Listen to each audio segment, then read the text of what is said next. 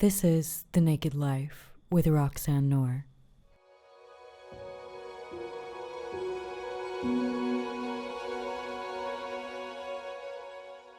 Today I'm speaking to Kiki and G, who are both Yale graduates and the founders of Prey. This is an artist collective in Berlin that brings together improvisers, pleasure activists, musicians, movement makers. And I had the privilege to be a part of this artist collective this summer and really watch the dedication that they have towards improvisation, spontaneity, really making life itself the art. And we're going to be discussing performance art in general. And one of the latest pieces that they've done, which was in a war bunker and also done half naked. So in the public sphere, half naked in a war bunker. And the piece was called I Love You. And why love? Why speaking about love in specifically this area of the city that's so laden with grief, with separation, with these really post-war vibes. And we're going to be discussing what it is to actually choose love, how to practice it, and how to make art a space for what the world really needs emotionally, what we really need emotionally, and being able to be in a space of vulnerability to demonstrate it and put ourselves out on the line. These durational art performances require a lot, and because it's in the public sphere, there's just a lot of attention that comes. You can think of Marina Abramovich, someone like this who is doing a lot of really open things around sexuality, body mutilation, really exposing herself and getting into transcendent states through sensation, through pain, through being willing to suffer openly. These are rituals around interbeing. And Prey wants to secure this realm in a space of love to explore the edges of experience and existence itself. So from a place of curiosity, we're going to discuss what it means to be a performance artist, to put yourself on the line, and to involve ourselves in love. So you both did an kind of experimental art piece together 2 days ago on your birthday, G. And first of all, I would like you guys to describe the actual art piece itself, the concept, how you guys came up with it, and then explaining the process for you of what it was like to be in it, because your piece is quite different from, say, going into a museum or a gallery and seeing a piece of art. It was immersive and in public, and also kind of a display of vulnerability. You guys can go into why, but yeah, so let's start with like how it came into fruition for you both. Should I tell the real story or the more elevated story? That makes it sound like it was a sophisticated process. It's a bit too late for any pretense now. Yeah. Chicken egg. No, so basically I found like a specific location first of where we wanted to do something. So this is a chicken egg. Really? But we wanted to instill a quality of love in Berlin. Yeah. We found a location, but we found many locations and want to continue iterations of this piece throughout the city, because in my limited time here and Kiki's more extensive experience, Berlin is a really heavy place. Historically, culturally, a lot of this art that's created here is beautiful for the weight that it carries, and it's necessary. But also, there is a quality to vulnerability. There's a quality of love that is really important to both of us. And I think was the foundation upon which we built the piece. I think also when the idea originally came, I feel it came from a place of, for me also, like a desire to go into a deeper experience of what it means to express the words I love you and receive them, because I felt myself in a lot of turmoil with love, because being in Berlin, I find myself in this crazy life with polyamory and open relationships and a lot of receiving and giving in so many different ways with different people in different constellations. And there's a lot of this question with all of that, like how to forge new paths of love and how to identify with love that's different from maybe what I was brought up into the world to understand. And I think maybe fundamentally just a deep desire to be able to go into a durational experience of expressing these words and receiving these words that really allow me to surrender into really believing them to be true and like expressing them with full authenticity. So that's my own personal, I think, bit that inspired a lot of this. But exactly what you said, that Berlin is, I think that's maybe also just not even this artwork, but our intention, if I may say so, to like, for like the whole concept of like Pray, our art collective that we're founding together, and also just generally like an overarching theme for a lot of the works that we're cooking up, or that I feel like in a strong intention is to bring beauty and love and light into the artworks, and instead of maybe like continuing some narratives of suffering that we've witnessed or art. Strangeness, but it is still strange. Ist. Collective. Yeah. And the vulnerability piece, we'd planned to do it completely naked, but we did end up wearing thongs, like nude and white. So can you describe, can you paint the picture of the scene? Yeah, do you want to? Sure. We were at an old bunker at a park in Berlin, elevated quite a bit higher than the rest of the city, and each wearing a pair of wings. Mine were large white styrofoam. Kiki's were a bit smaller, fairy-like. Someone described them as large leaves, which I thought was nice. Both without shirts or tops of any kind, both with thin underwear-like bottoms and pink Crocs for me and rainbow sneakers for Kiki.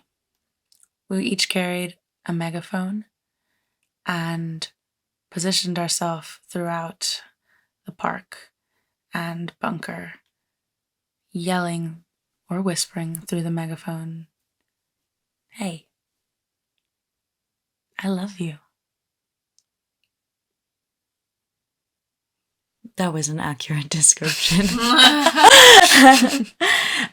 To me, the most interesting part of the piece was actually the kind of communication and relationship that was developed with the public. So it almost seemed like the public was a part of the piece or involved in it to some extent, especially because it was so public. Like it was in a public park, basically.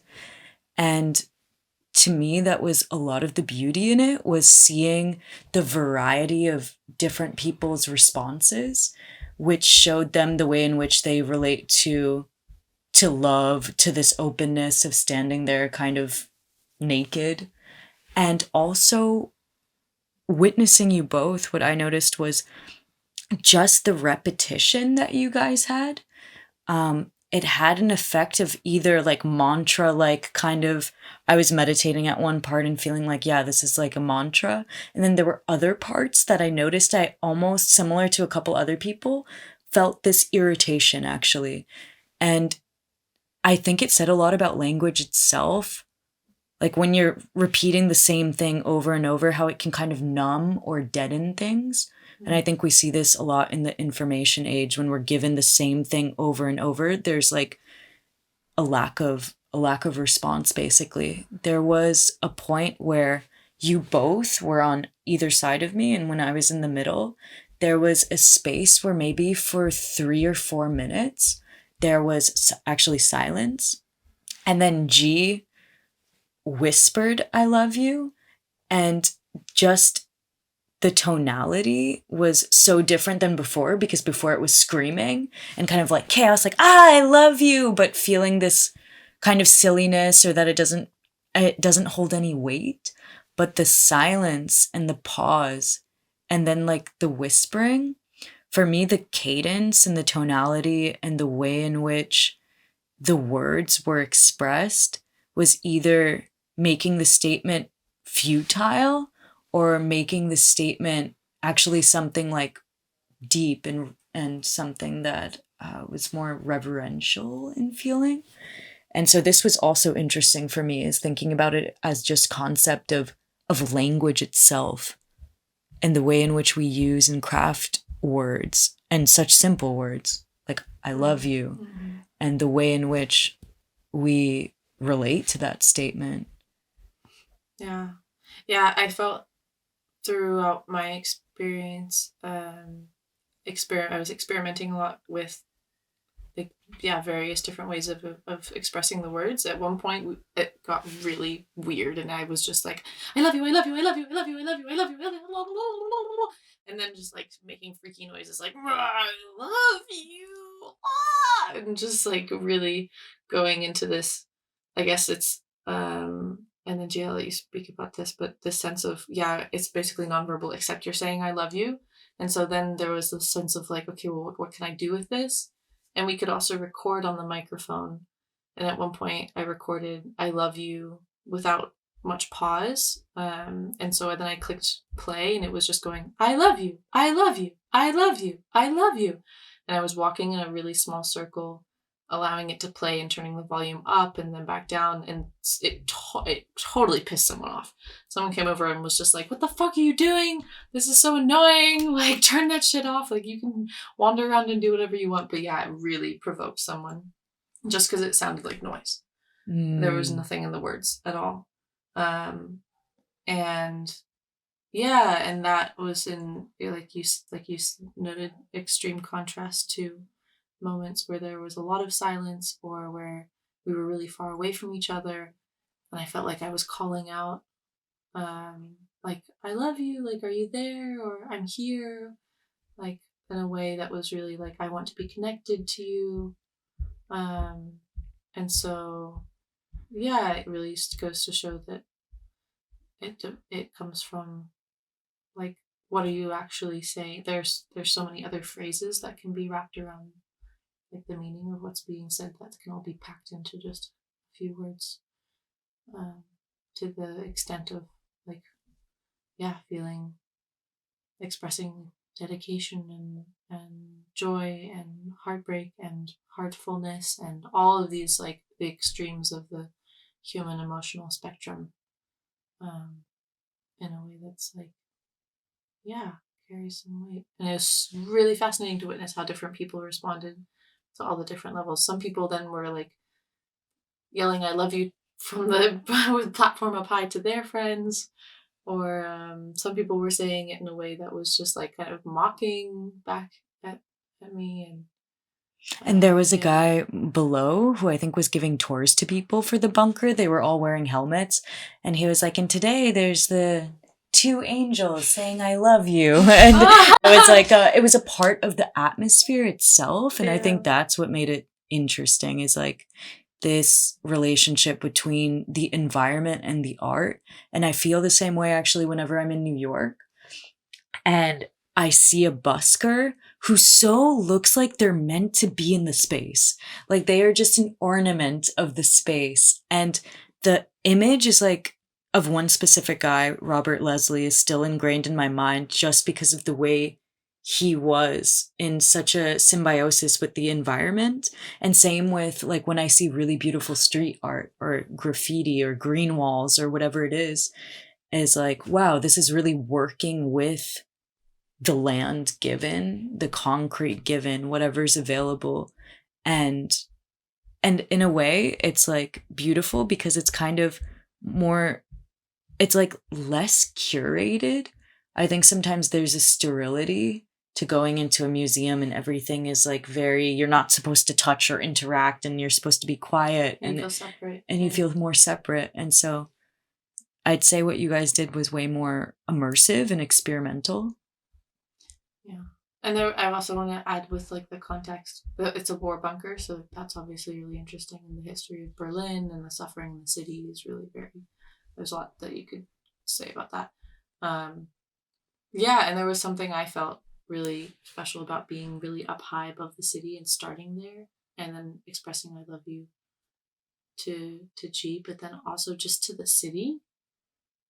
And I don't think I had a very strong intention of other people being involved in expressing I love you to people who like the public, but that ended up being very much the case. Even directly saying I love you through the megaphone to people walking by and they would say I love you back. And that could be maybe an extension of like how we would do if when we do it again. Yeah, to play with that maybe a little bit more, or I don't know. Yeah, I mean there's another piece coming up where G's going to be doing that much more directly. So, yeah, and it feels beautiful. It feels really amazing. Sorry, I'm talking a lot, G. I'm going to let you jump in also. Yeah, I think there I had a couple of favorite moments. One of them was immediately leaving the house in a thong and like a tiny crop top and like fairy wings and platform shoes, and just like walking down the street looking just like a festival nutcase, like totally wacky. And so many people were smiling. And in Berlin, people never smile when you walk past them on the street. And it felt so good to just like be doing something that, yeah, provoked. I don't know if joy. This is right, but created joy. Yeah, instigated some kind of like sense of fun and joy and laughter. That felt really good. There's definitely some laughter also just at, I think, the incredulity that we were walking down the street like this, especially on the way back. It was interesting that the laughter felt a lot more pointed, especially from younger people who just kind of laughed as if I have this moment where it felt like an uncomfortable laugh. That was a lot of the laughter I heard at the end. But yeah, I want to go back to what you said about language being repeated and losing or gaining different meanings depending on the timbre, the delivery, and also to what Kiki said about speaking to specific people as they passed I love you. This was also something I really enjoyed, especially with the recording capacity of the megaphones. I really enjoyed having it tucked in my wings and walking past someone, and then as they're staring at my unmoving lips, the words I love you appear between us. And you see them start and kind of get tickled a bit internally. They think, wow, I'm special. Wow, someone loves me. This stranger, this weird angel. And then the recording keeps playing and it stays on loop saying, I love you in different permutations. And then they realize, oh, this is bigger than me. This isn't just about me. And even if that deflates the wind from their sails a bit, it makes them look around. It makes them realize that there's not just one angel, there's two. It's a line being connected and they're in the middle of them. And I really felt this repetitive quality of I love you, even though it stripped away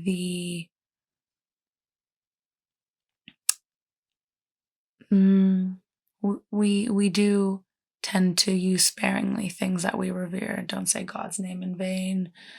Don't spoil yourself with that which pleasures you. Often these are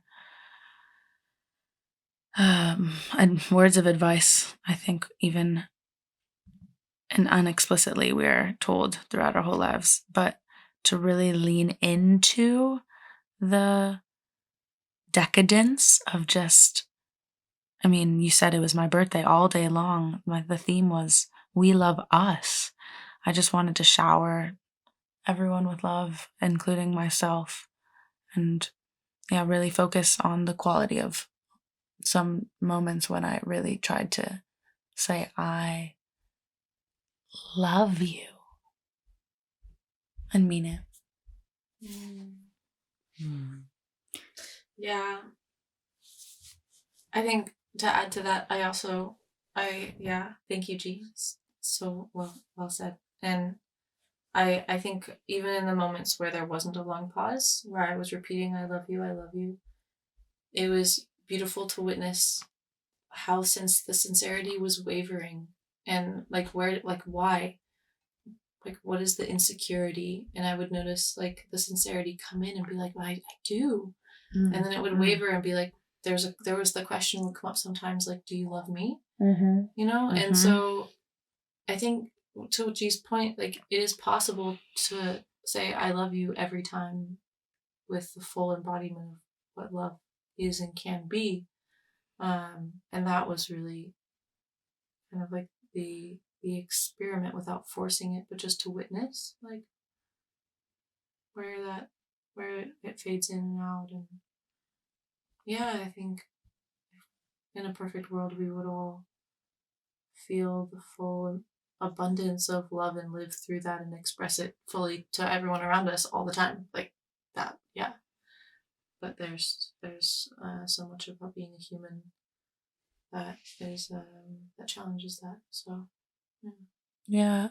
I want to name also that we went in with a really limited score, that we would say I love you to each other, and pretty much that was it. Because with my experiences prior to this in public performance art, this was only 3 hours long, but most of my pieces, all of my pieces up until this point that I have explicitly put into the public in a container of a work have been 12 hours.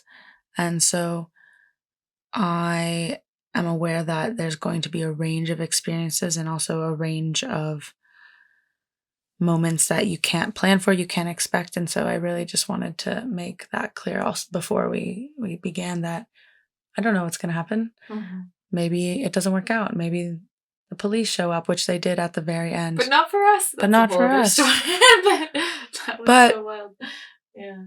But I think to even set that intention is the piece. To embody it is the practice. But to dream it, it exists. Yeah, G, I would like to ask you, before I met you, Kiki described you as the most loving person she's ever met. Yeah. It's true. Yeah, and since meeting you and seeing the way you interact, not just with the people you've known for years and are really close to, but just the general public, strangers in the nightclub, whoever is kind of in your field, I agree with Kiki. You have something so heart-centered, but in a way that's really, really genuine. And I think you have this kind of gravitational force field around you because you make people feel loved. And I think it's for even me, sometimes I feel like I love a lot of people, but there's an emotional illiteracy I have. And with you, I really sense this, there's an openness And so I would love to know what allows you to actually connect to that space in you in which you are love. Man, Roxanne, gonna make me cry. Thank you for saying those really loving words. I feel definitely a bit withdrawn from the external world right now, just due to having a lot of love pouring out of me. And so I'm glad that it still shines through, because I need to sometimes bunker in. I was just kind of nonverbal right before this interview, so I'm glad I can remember how to speak. There was a long time where I didn't love myself. Or I didn't always love myself, even if I wanted to. And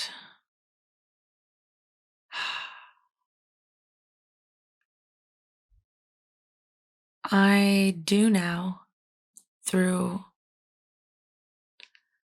a bit of pushing. It wasn't always coasting downhill. Sometimes you really have to practice love, and I have my own practices, but in terms of how to share that outwards, it's also practice. It's also grounding in that love. This feels a bit abstract, but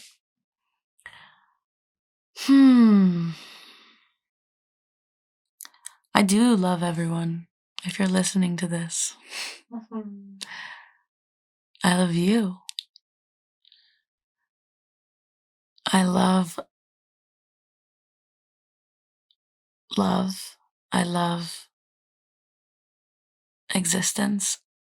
There is no negative valence of emotions. I love crying. I love the darknesses of my depression and fears and anxiety. And there is nothing that I do not love. I think this is why I can be annoyed by someone and still love them. I can be appalled by someone, things that they believe in, choices that they make, and still love them. I don't believe in any sort of healing or change in this world without love.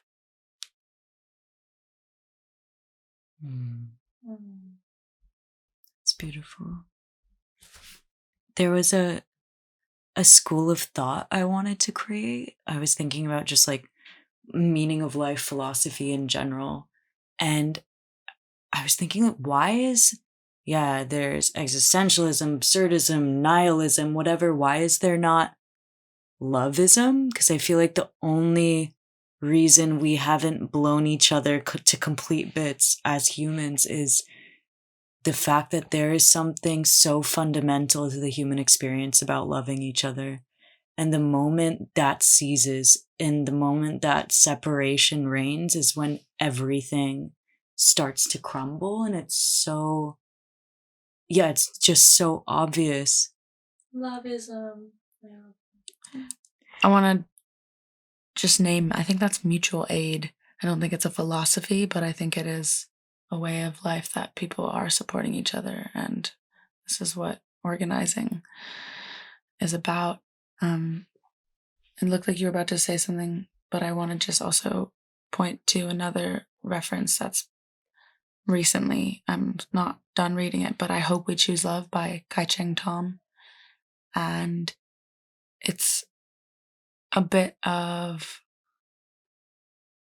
a scrutiny especially in the queer communities, but also the global consciousness of how we address harms, reparations.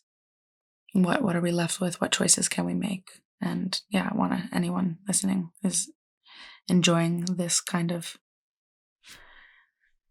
discussion about our feelings. Yeah, I mean, to then go back into the performance as a moment of an example of that. I mean, most of my interactions with people were really beautiful, but there were definitely a couple that were quite challenging. One in particular with,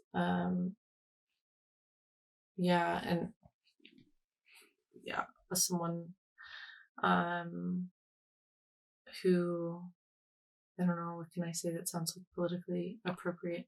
Arabic, like clearly coming from like a different cultural background, which is much more challenging to exist in as a woman wanting to be naked and vulnerable. There are a lot of nuances to dig into there. I'm not going to, but and was very aggressive with me being naked and calling me a whore and like screaming at me, and and the only thing I could say back was I love you because that was our agreement. And so I was just like, yeah, that's all I could do. And then kind of back away and go, find a space where I felt, because I couldn't go like cover myself up or like pretend that I'm like switch out. I was still in the performance, so then it's like, okay, I'm still vulnerable. So then it was me like, okay, I'm gonna resituate myself where I can kind of feel more comfortable, but then have to sit with that and then let it wash over and wash through, and stay with the intention of the performance. And then I don't know. I mean, I don't know what that person's experience was of that particular moment, but I don't know. I mean, I have kind of a comical sensation about the whole thing of like I walked off and I was thinking like, I guess that's what Jesus did. Turn the other cheek, baby. Your butt cheek as you walk. Like, I guess I'm kind of like Jesus now. Like, it's just crazy. Yeah.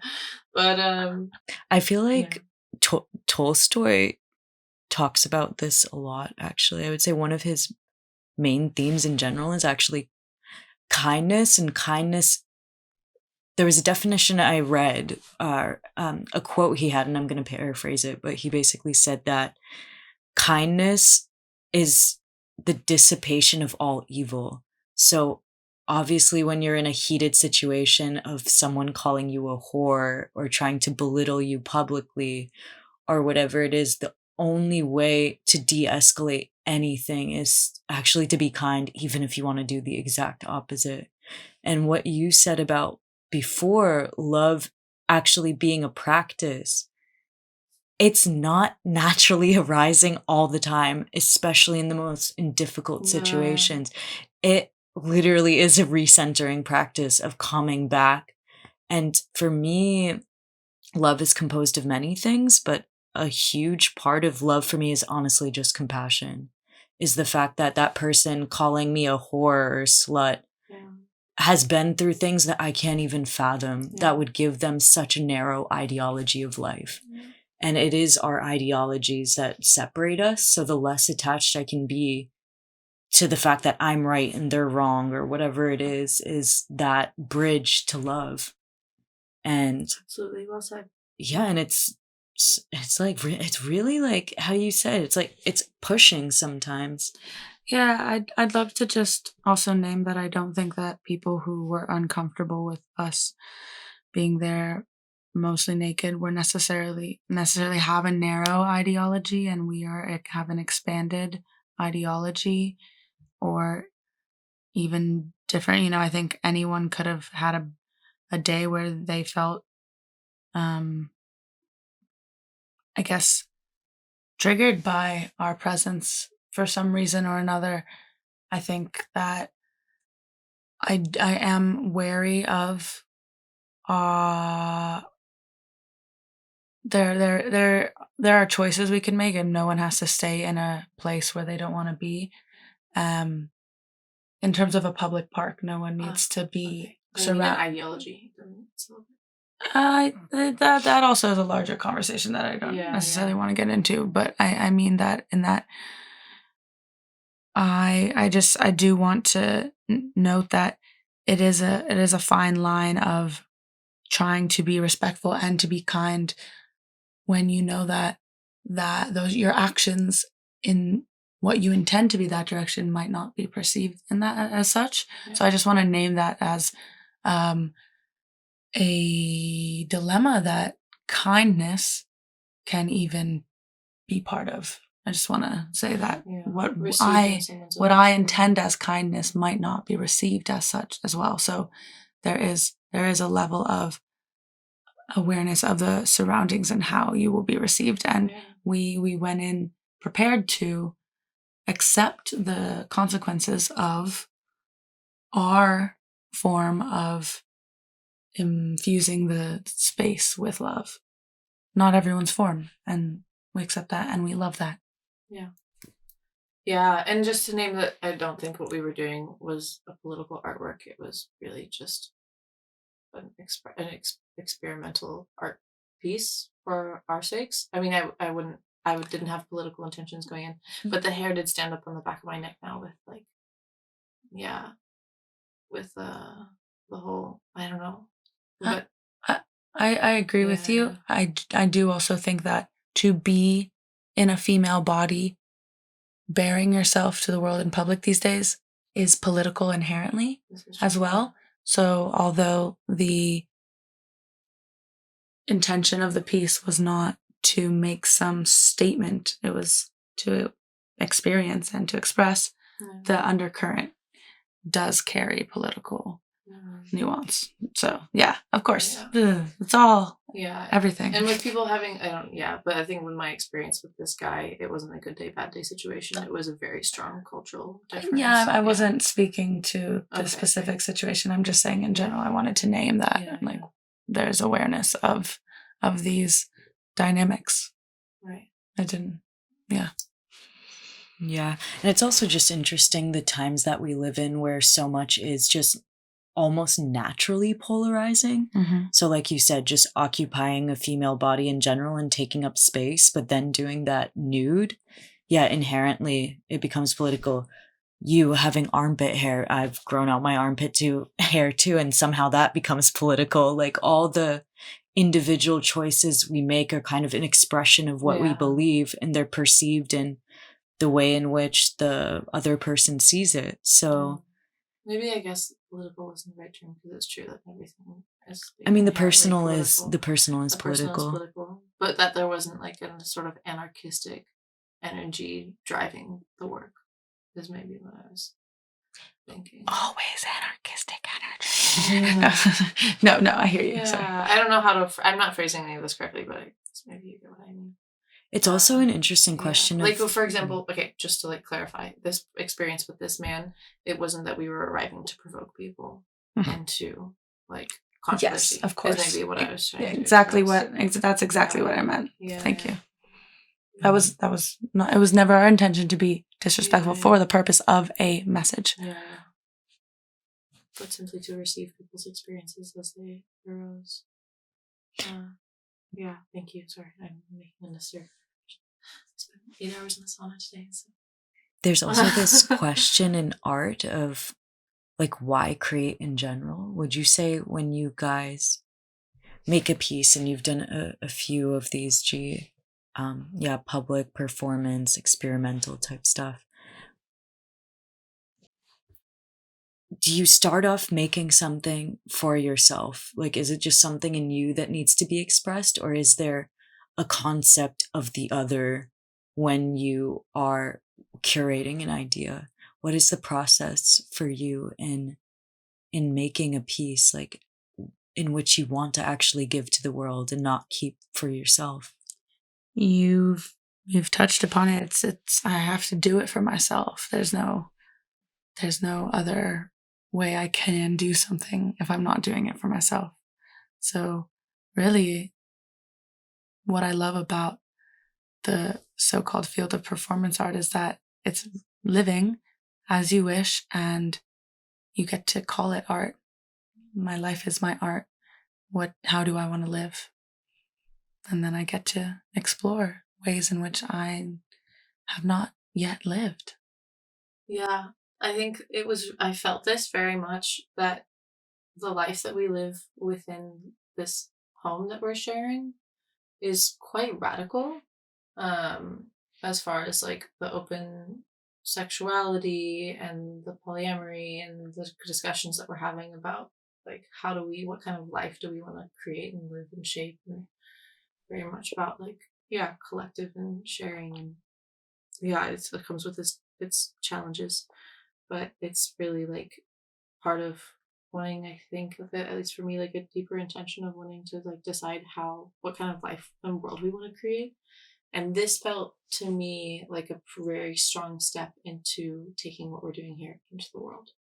And so it wasn't like we were, like she's saying, that we were doing something that was necessarily so bizarre. Actually felt so natural to be naked and wearing fairy wings and whatever. Like this is it's just, I felt like a full expression of myself, but the context was in the world. And so there was definitely a moment when it was happening where I just felt like, wow, now I feel like I'm kind of part of something, like a culture of that's wanting to move and shape the world. I felt this. I haven't done any planned performance artworks, but I've done quite a bit of like improvisational contact improv, spontaneous dance performances in city contexts, or like on the train. And it's so fascinating because people will ask like, are you on drugs? Like, why are you on drugs? Are you okay? Someone asked me on Saturday, like, are you good? Do you need help? And it's like, no, I'm actually just being myself. and it's really beautiful to like be super playful and in an expression of joy and in the body and connect and just touching and connecting with the world, and in contact with the world, and either through sound or whatever, and to like feel the world being like, whoa, oh, something's happening. I love that you use the word playful too, and I think it ties back into your original sentiment that Berlin has a heavy history, and doing something that's, instead of like dissecting suffering, is like kind of wanting to bring light in. So much of the arts, like even when we say like I play the guitar, like it is naturally playful, and there's not really like a direct end goal and like a seriousness. There's so much exploratory nature to art, which inherently gives it this aspect of play and kind of being a kid again in a way, and actually even seeing the world again like a child through like kind of fresher eyes. So I think what you guys are doing, and I think the future of what you're creating, Pray, your artist collective, is going to be super interesting. Thank you. Yeah, really appreciate your questions and presence there on Saturday. And extra thanks to our friends who were with us and supported us. We always had someone present, or multiple people present throughout the duration of the performance, to just keep an eye on us and take care and give us water here or there or whatever it is. And we have really amazing people in our lives. So. We love us. We love us. Thank you, guys.